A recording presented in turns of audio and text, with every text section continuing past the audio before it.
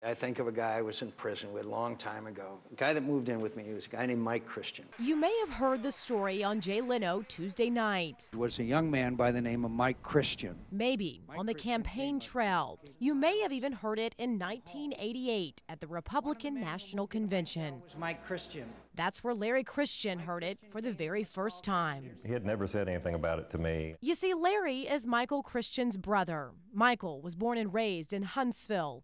John McCain has shared his story for more than 20 years. Mike Christian came from a small town. Then he mentioned my brother's name. He said Michael Christian, and I wasn't expecting it, so I stopped dead in my tracks. There's all kinds of neat things in here. Larry shares with us a scrapbook about his brother, pictures of him as a child, of him in the Navy, and of his fighter jet. Got shot down just right outside Hanoi and captured right away. In 1967, Michael became a POW of the Vietnam War. For 3 years, we didn't know whether he was dead or alive, and we started receiving some letters about 1970. And only a few.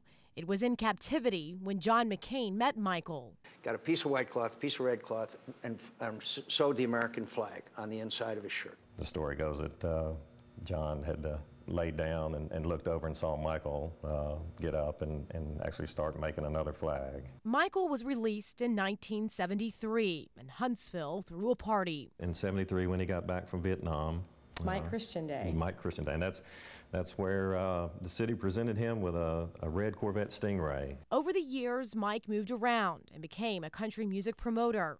But tragically, he died only 10 years later. It was a late-night house fire. Buried in Huntsville next to his mom and dad, his POW bracelet lays on his mom's grave. She didn't know whether he was released or not. She had died just 6 months before he was released. While Larry says the family is proud Michael has become one of America's and McCain's inspirations, there is just one correction. He didn't wear a pair of shoes until he was 13 years old. See, shoes. In Huntsville, Robin McGlynn, WAFF 48 News.